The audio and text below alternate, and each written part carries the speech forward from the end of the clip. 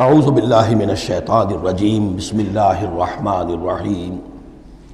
اب اس سورہ مبارکہ کا یہ ایک اہم ترین مضمون آ رہا ہے اور وہ ہے فے کا مال غنیمت۔ جب جنگ ہو اور جنگ کے نتیجے میں جو بھی مال ملے وہ مال غنیمت ہے، اس کا حکم سورہ انفال میں آ چکا۔ خمس جو ہے 5واں حصہ اللہ اور اس کے رسول کے لیے اور رسول کے قرابت داروں کے لیے اور مسکینوں کے لیے اور وابن السبیل اور مسافر کے لیے، 4 حصے تقسیم ہو جائیں گے مجاہدین کے مابین جنہوں نے جنگ میں حصہ لیا، اور ان میں سے جو سواری والے ہوں گے دوہرا حصہ اور جو پیدل ہوں گے انہیں اکیلا۔ یہاں اب ذکر ہو رہا ہے کہ جنگ کی نوبت نہیں آئی، لہذا یہ مال فے ہے، یہ غنیمت نہیں ہے، یہ مال فے ہے اور یہ کل کا کل اللہ اور اس کے رسول کا ہے۔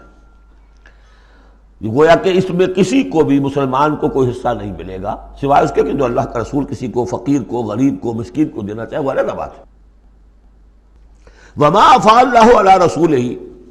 اور جو مال کے ہاتھ لگا دیا ہے اللہ نے اپنے رسول کے، منہم ان سے یعنی بنو نذیر سے، فما اوجفتم علیہ من خیر ولا رکاب، تو دیکھو اے مسلمانوں، تم نے ان پر نہیں دوڑائے نہ اپنے گھوڑے نہ اونٹ، ولیکن اللہ یسلط رسلہ علی من یشاء، یہ تو اللہ کی حکمت ہے، مشیت ہے، اس کی قدرت ہے، اللہ تعالیٰ مسلط کر دیتا ہے اپنے رسولوں کو جس پر چاہتا ہے۔ یہ خاص قدرت خدا بندی سے کہ اللہ نے ان کے دلوں میں رعب ڈال دیا، انہوں نے خود آ کے سرنڈر کر دیا، تو تمہیں تو جنگ کرنے کی نوبت پیش نہیں آئی، لہذا یہ مال غنیمت نہیں ہے۔ تو اللہ علی کل شیء قدیر، اللہ تعالیٰ ہر چیز پر قادر ہے۔ اب یہ حکم آ رہا ہے، ما افاء اللہ علی رسولہ من اہل القری، جو مال بھی ہاتھ لگا دے اللہ اپنے رسول کے ان تمام بستی والوں سے، فللہ وللرسول ولذی القربی والیتامی والمساکین وابن السبیل، اس کا جو مصرف ہے وہ یہ کہ اللہ اور اس کا رسول، اس سے مراد ہے اسلامی ریاست، پھر رسول کے اپنے اخراجات، اپنی ازواج مطہرات کا دار نفقہ، اپنا جو ذمہ داریاں ہیں معاشرتی، پھر رسول کے قرابت دار، ظاہر بات ہے ذی القربیٰ جو ہے وہ عام آدمی کے بھی قرابت دار ہیں، ان کے ساتھ حسن سلوک ہوتا ہے،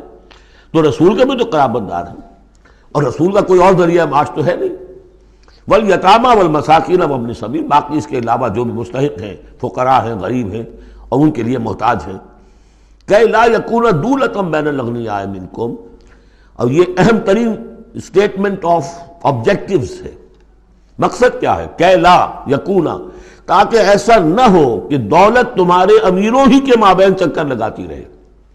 یعنی ظاہر بات ہے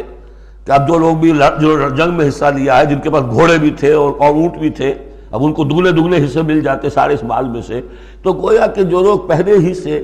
کچھ مرفع الحال ہیں، جن کے پاس پہلے ہی کچھ ہے، انہی کی طرف مال اور بڑھ رہا ہے، اور جو بیچارے غریب ہیں وہاں کے، وہ گویا کہ اس سے ان کی غربت کے ازالے کی کوئی شکل نہیں ہو پائے گی۔ تو اللہ تعالیٰ کے سامنے یہ ہے کہ دولت کی تقسیم ہو ایسی کہ اس کی سرکولیشن جو ہے معاشرے کے اندر، اس کی گردش دولت ایسی ہو کہ سب کو حصہ ملے اور سوسائٹی کے تمام طبقات جو ہے اس سے مستفید ہوں۔ کہ لا یکون دولۃ بین الاغنیاء منکم، تاکہ ایسا نہ ہو کہ یہ دولت، یہ سرمایہ، یہ مال تمہارے امیروں ہی کے مابین گردش میں رہے۔ اس کی ایک سادہ سی مثال میں دیتا ہوں کہ ایک کروڑ پتی کی بیٹی لاکھوں روپے کا جہیز لے کے 1 کروڑ پتی کے بیٹے کے گھر چلی گئی، گویا کہ وہ لاکھوں روپے کے جہیز نے گردش تو کی ہے، لیکن 1 کروڑ پتی سے نکل کے دوسرے کروڑ پتی کے ہاں چلی گئی۔ یہ دولت گردش کر رہی ہے اسی ایک اونچے طبقے کے اندر، انہی کے اندر جو ہے گردش ہو رہی، گردش ہے بھی اگر تو ان کے مابین ہونا یہ چاہیے کہ یہ سوسائٹی کے تمام طبقات کے اندر اس کا نفوذ ہو رہا ہو، سب کو اس سے فیض پہنچ رہا ہو، تاکہ یہ جو اس قدر جو ہے اونچ نیچ ہے، اتنی عدم مساوات ہے، وہ ختم ہو۔ وہ مساوات کے تمام انسان بالکل برابر کر دیے جائیں، وہ تو نہ کبھی ہوئی ہے نہ ہو سکتی ہے، وہ تو کمیونزم بھی مر گیا اور ایک دن کے لیے بھی اس مساوات کو قائم نہیں کر سکا۔ یہ ضرور ہے کہ انہوں نے جو اتنا فرق و تفاوت تھا، وہ نہیں ہے کہ جو امریکہ میں آج بھی ہے اور اس وقت بھی تھا، وہ فرق و تفاوت وہاں نہیں تھا، لیکن یہ کہ بالکل برابر سپاہی اور سپہ سالار برابر تو نہیں ہو سکتے، کچھ نہ کچھ فرق تو ہوگا، لیکن یہ کہ ایسا نہ ہو کہ معاشرے کے ایک طبقے میں ایک طرف تو احتیاج ہی احتیاج بڑھتی چلی جائے، بھوک ہو، احتیاج ہو، جس کے لیے کہ یہاں تک فرمایا حضور نے قاد الفقر ان یکون کفرا، فقر جو ہے احتیاج وہ انسان کو کفر تک پہنچا دیتی ہے۔ اور حضرت شاہ ولی اللہ دہلوی رحمۃ اللہ علیہ نے، وہ میں سمجھتا ہوں کہ اس دور جدید میں جو بھی معاشی مسائل کی پیچیدگیاں پیدا ہونے والی تھی، اس کا بڑا گہرا فہم جو تھا سب سے پہلے جس عالم دین کو ہوا ہے وہ شاہ ولی اللہ دہلوی ہے۔ ان کا کہنا یہ ہے کہ جس معاشرے میں، جس ملک میں تقسیم دولت کا نظام غیر منصفانہ ہوگا، اس کا نتیجہ یہ نکلے گا کہ ایک طرف دولت کے انبار ہوں گے، نتیجہ یہ کہ عیاشیاں ہوں گی، بدماشیاں ہوں گی، دوسری طرف